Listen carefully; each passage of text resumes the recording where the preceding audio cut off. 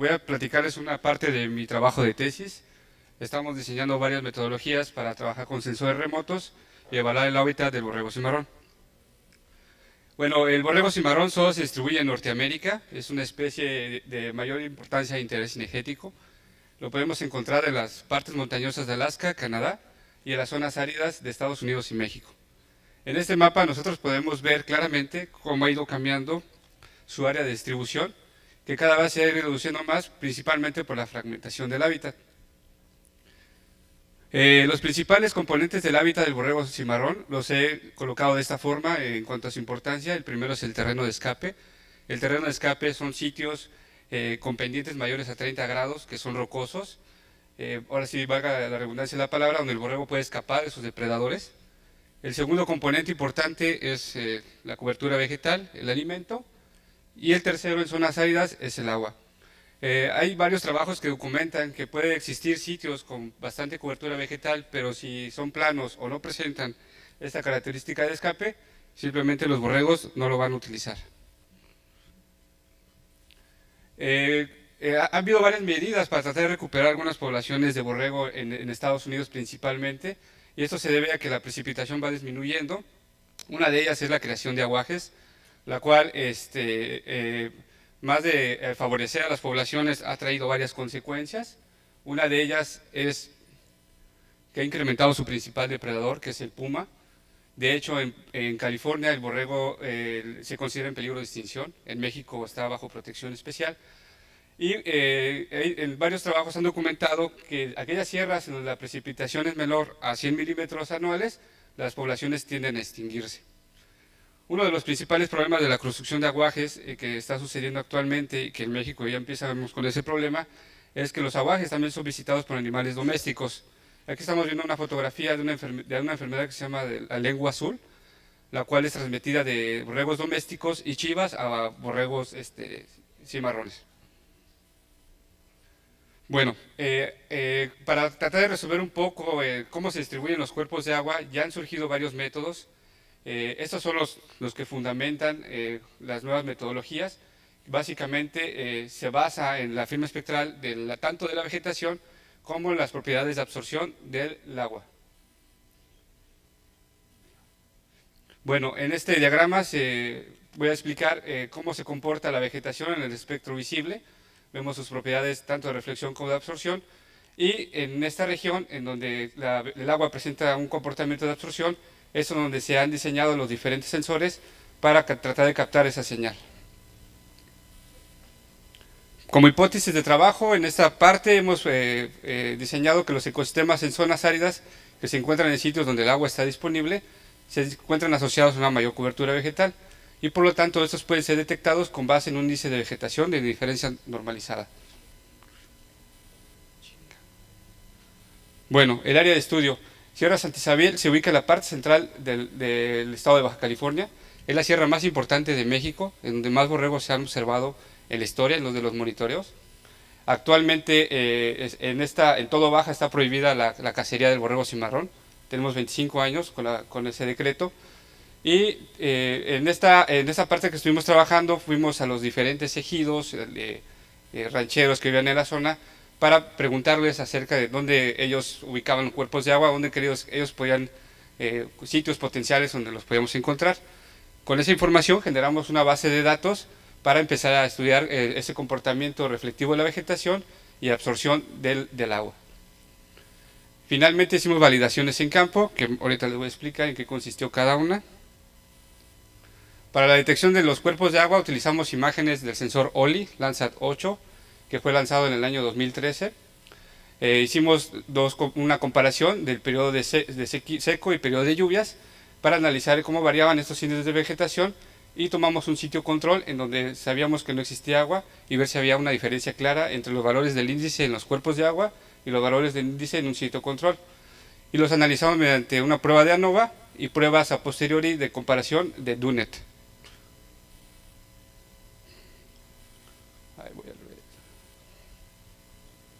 La validación en campo, una vez que ya sabíamos dónde estaban los aguajes y acudimos a ellos, colocamos 2 cámaras trampa por cada aguaje durante 240 días. Los resultados que obtuvimos. Bueno, aquí vemos la distribución de los cuerpos de agua que fueron detectados. De los 15 potenciales que nos dio la base de datos, 11 los pudimos identificar. Acudimos a cada uno de ellos, la mayoría a pie, muy pocos en mula, fue bastante trabajo. Y lo interesante que nos muestra esta imagen es cómo se concentran los aguajes en la parte sur. Y posteriormente con el fototrampeo vemos que son zonas de crianza y parición de borrego cimarrón. Mientras que las partes de transición, que es la parte media de la sierra, hay aguajes temporales. Bueno, este es un ejemplo de cómo es que funciona esta propuesta, este método que estamos realizando. Comparamos primero con bandas en el visible. Banda 4 es la banda rojo, verde y azul. Como pueden ver ustedes claramente, pues no se ve bien dónde está el cuerpo de agua. Aquí hacemos la combinación utilizando al infrarrojo de onda corta, al índice de vegetación y el infrarrojo de onda media. Vemos que claramente discrimina en dónde está el cuerpo de agua, y esto es la visita que hicimos en campo, ¿no? Este es el aguaje ya observado en campo. Los análisis estadísticos confirman lo que estábamos diciendo. Los valores de todos los aguajes presentaban diferencias significativas al grupo control, independientemente de la temporada. Eso nos dio un resultado bastante interesante, porque quiere decir que lo podemos replicar para los diferentes periodos. Tanto para los aguajes permanentes, igual sucedió para los aguajes temporales. Bueno, en campo pudimos determinar pues, cuáles son esas especies que nos dan esa firma espectral, qué plantas son. Y lo interesante fue una especie llamada junco que se presentó en todos los aguajes, y estas son muy abundantes en la zona. Voy a pasar imágenes de los aguajes. Ahí estoy yo un poco ya cansadito. Junco, tenemos el pino salado, tenemos el tule petatero en las orillas del aguaje, la palma azul y el palo cenizo. Pero bueno, lo interesante de esto es no solamente que detectamos que los borregos lo utilizan, sino además podemos identificar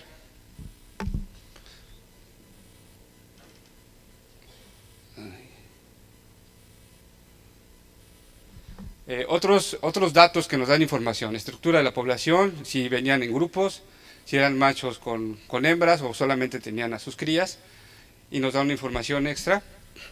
Así como también ahorita ya tenemos ubicadas las dos principales zonas de nacimientos, donde obteníamos registros por cada videograbación hasta de 30 borregos juntos. Son las zonas más importantes de la sierra.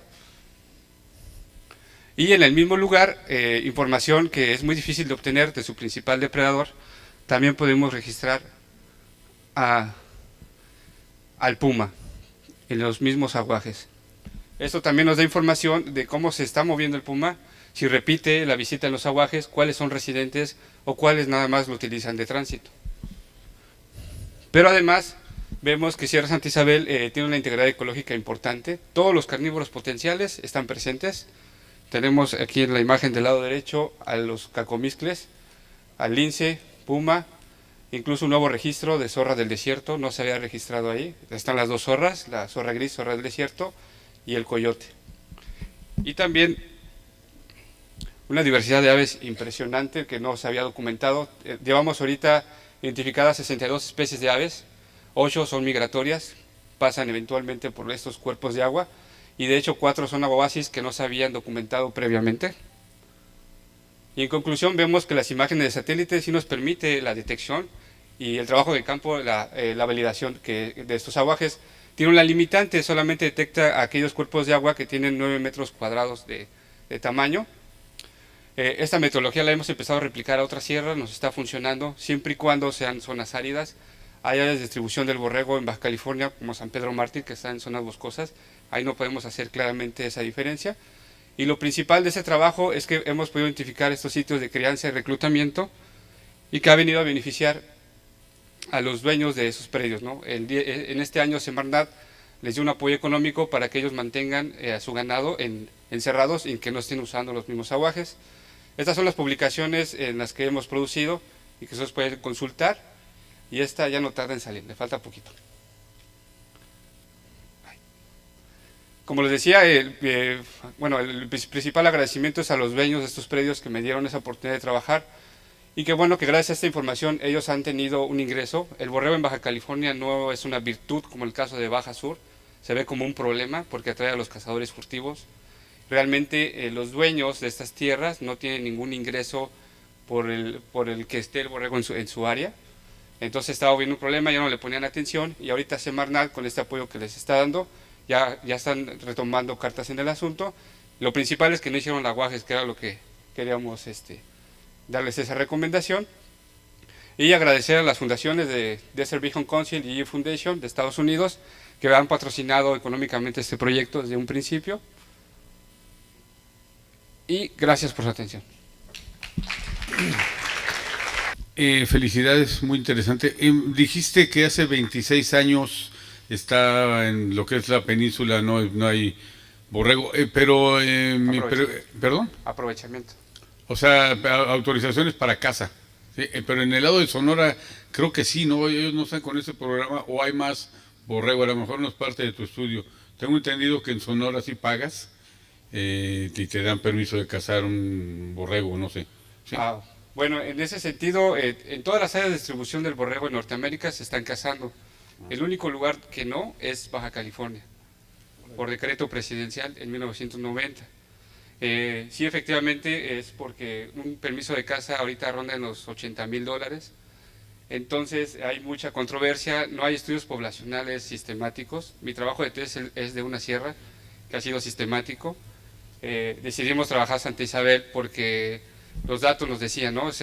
Donde más animales hay y habría que tener más información del por qué teníamos ese dato. Pero en términos generales, el único lugar en Norteamérica que no se caza borrego cimarrón es en Baja California. Qué bueno, porque yo tenía un registro, bueno, supe, ya tengo 29 años aquí, que el cimarrón había gente en lancha, que en la zona de Loreto, todo eso, desde la lancha les tiraba, ¿no? Porque se podían ver en los acantilados, todo eso, ¿no? Qué bueno que ya se acabó, ¿eh? Felicidades. Sí, gracias. Buenos días, gracias por estar aquí. Bueno, yo tengo de formación de licenciatura literatura, maestría en semiótica y pues bueno, ahora estoy interesado en la sustentabilidad. A lo largo de 50 años se han hecho muchos estudios y surgió el término de desarrollo sustentable porque pretendemos un equilibrio y un trato con la naturaleza y los seres humanos pues digno. El problema es que por más que haya reuniones internacionales en las que se habla, digamos que en el 87 de un desarrollo sustentable como necesidad, para el 92 un deber, hemos ido pasando de etapas en etapas y realmente no se logra absolutamente nada porque no existe lo que es la conciencia biológica del ser humano. Si nosotros supiéramos, nos entendiéramos como parte de toda la naturaleza, quizá nuestra actuación sería diferente, porque además todas las reuniones internacionales se enfocan muy directamente en el crecimiento económico. El desarrollo sustentable no existe, o es desarrollo o es sustentable. ¿Por qué? Porque no se ve un desarrollo humano o desarrollo de la naturaleza, sino crecimiento económico, ¿sí? Bueno, la metodología que se está utilizando para hacer los análisis de las obras literarias que reflejan o expresan la realidad que no reflejan los documentos oficiales es la semiótica, porque es a partir de la interpretación cómo son las cosas con un sustento en noticias, en libros de sociología, en estudios biológicos, en estudios naturales, que se está viendo cómo se está desarrollando el ser humano en esto que pretendemos llamar desarrollo sustentable. En los resultados de las cumbres, lo único que se ha notado es un cambio de lenguaje, pero sigue siendo el mismo interés. En el 87 se decía, lo que se necesita ahora es una nueva era de crecimiento económico. Ahí está la economía. En el 92, para los países en desarrollo, el crecimiento económico, el crecimiento social y la erradicación de la pobreza son prioridades ineludibles e indispensables. Obviamente, el ser humano tiene un papel muy importante, pero la naturaleza sigue quedando a un lado, ¿no? En el 2012 ponemos de relieve que una economía verde debe contribuir a la erradicación. Sigue siendo economía y puede ser verde, rosa o azul. Mientras siga siendo solamente crecimiento económico, realmente no vamos a lograr nada. se habla mucho de una visión común. No podemos tener una visión común como cuando cada ser humano ve las cosas diferentes, cada cultura ve las cosas diferentes. Y como son puros biólogos, aunque me digan que soy lamarckiana, cada clima, en cada clima vemos las cosas diferentes, ¿sí? Nuestras necesidades son diferentes. Jamás vamos a lograr nada con una visión común. Por supuesto que sería muchísimo trabajo ir preguntándole a cada ser humano qué es lo que necesita, pero se ha hablado muchísimo de respetar a las culturas. Sin embargo, ¿qué es lo que se hace? No respetamos la tradicional forma en que el campesino indígena trata la tierra, no. Le llevamos tecnología, aramos, cortamos, talamos y volvemos a la misma historia. Ni se logra realmente el crecimiento económico del dueño de la tierra, si no es que lo expulsan, ni se defiende la naturaleza, porque traemos especies intrusivas. En fin, desde 1960 Rachel Carson había dado a conocer qué tan grave era que se usaran todos estos químicos para incrementar la producción. Qué tan grave era disminuir costos trayendo especies intrusivas. Y obviamente que no pretendo dar pasos atrás o que regresemos a ser cazadores y recolectores, pero sí me gustaría que de alguna manera tuviéramos esa conciencia biológica de lo que somos aquí en la Tierra. ¿Cómo pensé yo que se podría lograr? Pues por medio de la literatura. Yo dije, no, si la gente lee y se da cuenta lo que la literatura dice, nos vamos a fijar que a lo mejor es más fantasía lo de las cumbres que lo que dice la literatura. Un ejemplo de una novela que no es para intelectuales, es un bestseller, se hizo película, se llama La hoguera de las vanidades. Y tengo dos citas, ¿no? Uno de la Agenda 21 de 1992, cuando el desarrollo sustentable se institucionalizó. Cuando en el 87 se propuso y en el 92 dijeron, ya, esto es ley. Entonces dice, se generarán oportunidades de empleo remunerado y de trabajo productivo compatibles con los elementos propios de cada país y en una escala suficiente para hacer frente a un evento eventual de la fuerza de trabajo y absorber la demanda acumulada. ¿Y qué nos dice la literatura y con cuál nos identificamos mejor en la realidad? En lugar de seguir pagando a irlandeses de Queen y a puertorriqueños del Bronx los $200 anuales que se llevaban los 3 turnos de ascensoristas, los dueños de los pisos habían decidido 2 años atrás poner ascensores automáticos. Fue un error de dedo, eran $2,000 anuales. Luego entonces, el autor de esta novela es periodista. Y él escribe mucho, pero pues ese periodista norteamericano y lo limitan. Entonces mejor decide disfrazarse, ¿no? Que es la maravilla de la literatura. Les digo muchas verdades y me las entienden muy pocos. Porque la metáfora, todas estas figuras retóricas me permiten alabar, insultar, lo que sea, y que además lo disfruten, me den las gracias y muchas veces sin darse cuenta qué es lo que se está diciendo. ¿Qué pasó? Perdón. En la ONU 2015, en otra de las cumbres, se dijo que para el 2030 el mundo necesitará por lo menos 50% más de alimentos y un 45% más de energía y un 30% más de agua. Actualmente se dice que necesitamos planeta y medio para poder sobrevivir, pero eso tampoco es una novedad, porque ya en la década de los 50, Isaac Asimov en sus fundaciones, de los 50 a los 60, ya lo venía a venir, ¿no? No existía más agua que la contenida en las vastas cisternas subterráneas que suministraban el líquido elemento de todo el mundo. Pero claro, en esa época se veía la literatura como simple diversión, no había un análisis a profundidad. Y luego diariamente flotas de decenas de miles de naves llevaban el producto de 20 mundos agrícolas a las mesas de Trantor.